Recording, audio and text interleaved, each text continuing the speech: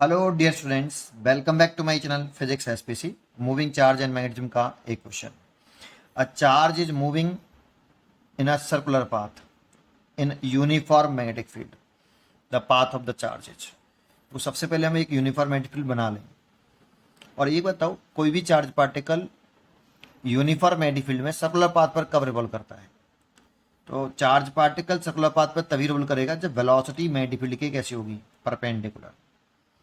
तब path of the charge particle जो होता है, पाथ ऑफ चार्ज पार्टिकल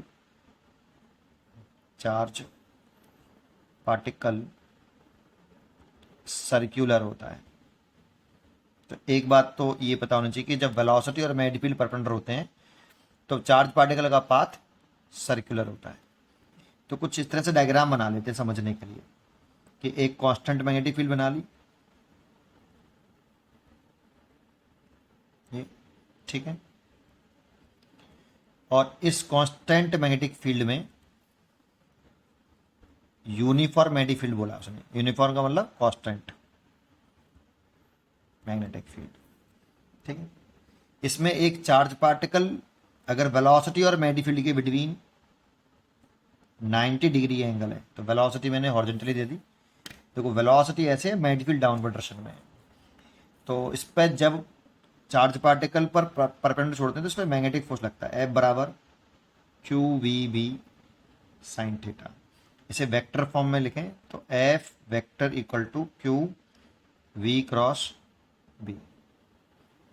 यहाँ पे जो डायरेक्शन वी क्रॉस बी की है वही डायरेक्शन मैग्नेटिक फोर्स की होगी, और जिधर मैग्नेटिक फोर्स लगेगा उधर ही चार्ज पार्टिकल का सर्कुलर पाथ का सेंटर होगा। तो यहाँ पे वी क्रॉस बी की डायरेक्शन निकाल लें क्रॉस प्रोडक्ट की डायरेक्शन से।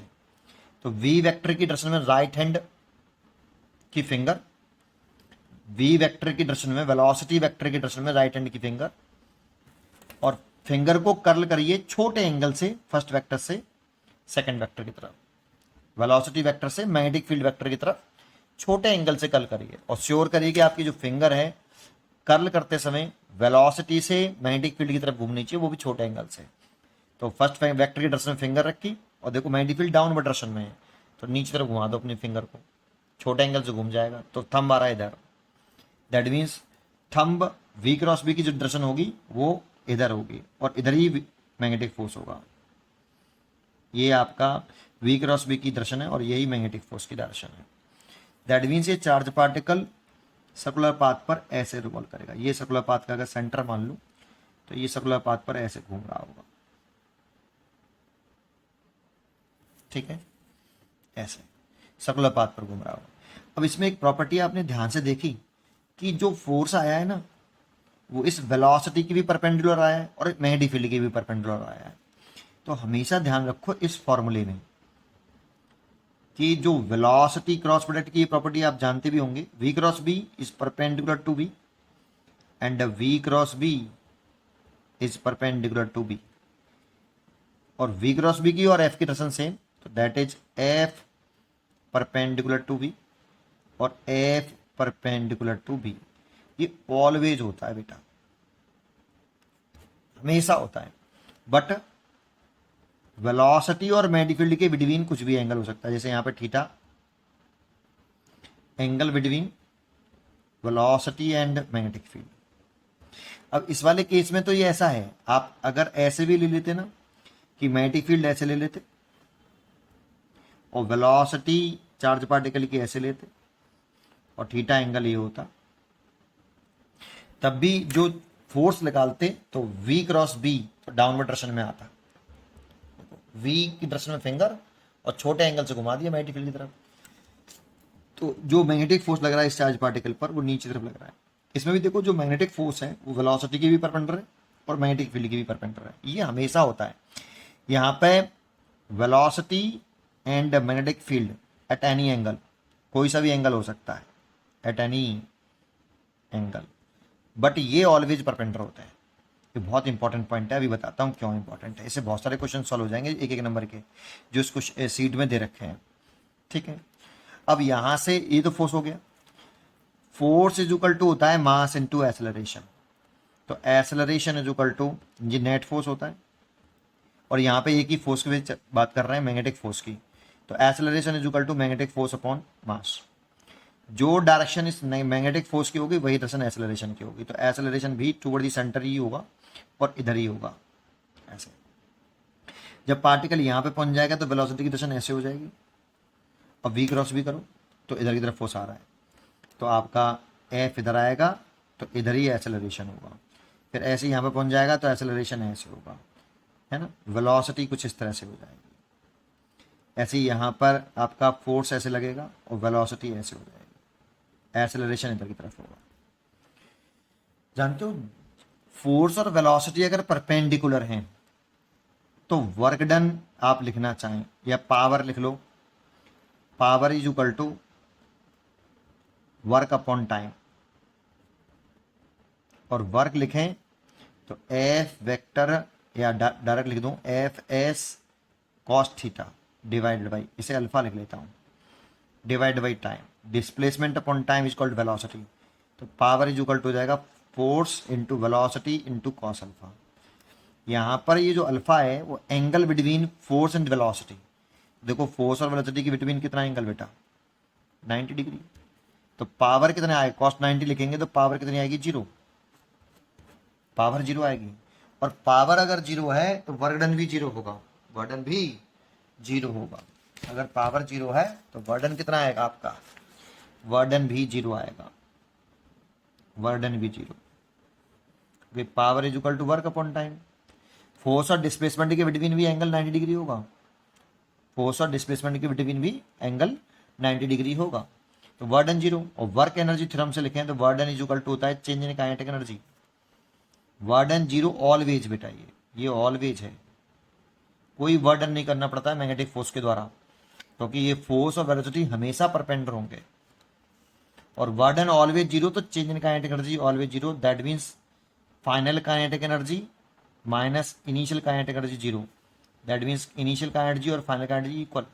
That means kinetic energy constant. और काइनेटिक एनर्जी कांस्टेंट तो हाफ एम वी स्क्वायर से, पार्टिकल का मास तो चेंज होगा नहीं, तो स्पीड कांस्टेंट, वेलोसिटी नहीं, speed constant.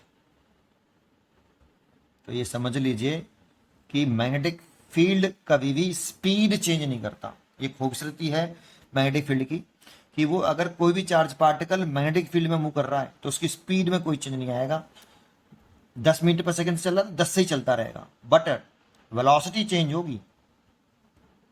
Velocity is vector quantity जो चेंज होगी, क्योंकि वेलोसिटी जो है इसमें दो पार्ट होते हैं, एक मैग्नीट्यूड ऑफ वेलोसिटी,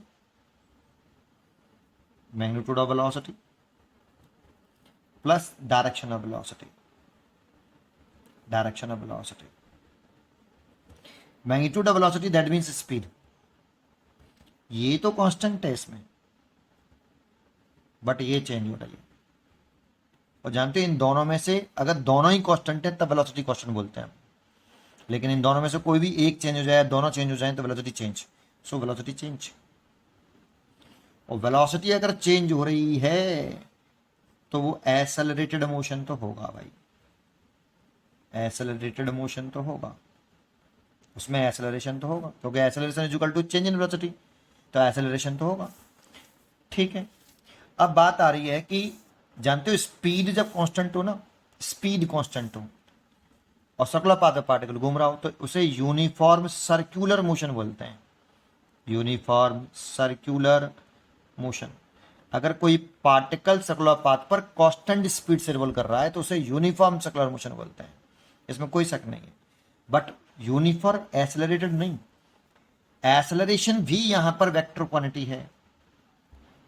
और एक्सेलरेशन में भी दो पार्ट होते हैं, एक magnitude of acceleration plus direction of acceleration, direction of acceleration.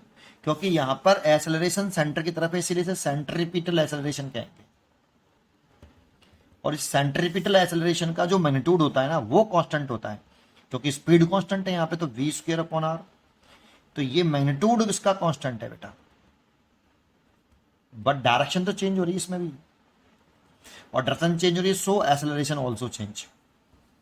इसीलिए यहां एक्सेलरेटेड कांस्टेंट नहीं होगा, एक्सेलरेशन कांस्टेंट, यूनिफॉर्म का मतलब क्या होता है? कांस्टेंट। तो ये कह रहा है यू कांस्टेंट एक्सेलरेशन मोशन, तो ये तो गलत हो गया, एक्सेलरेशन तो कांस्टेंट ही नहीं है। तो एक्सेलरेशन चेंज हो रहा है तो that means non uniform accelerated motion, इसलिए हम बोलेंगे non uniform accelerated motion. Acceleration change हो रहा है बेटा, यूनिफॉर्म मतलब कांस्टेंट होता है भाई, नॉन यूनिफॉर्म एक्सेलरेशन चेंज हो रहा है, कांस्टेंट कहाँ है? मैग्नीट्यूड कांस्टेंट है एक्सेलरेशन का, इसमें कोई शक नहीं है, ठीक है। जैसे स्पीड कांस्टेंट है, मैग्नीट्यूड वेलोसिटी कांस्टेंट है, magnitude velocity constant but velocity change because direction change. उम्मीद करता हूँ कि आपको ये क्वेश्चन अच्छी तरीके से समझ में आया होगा। सी चॉइस इज करेक्ट, काफ़ी डिटेल में मैंने बोला है इसको, पढ़ते रहिए और खुश रहिए।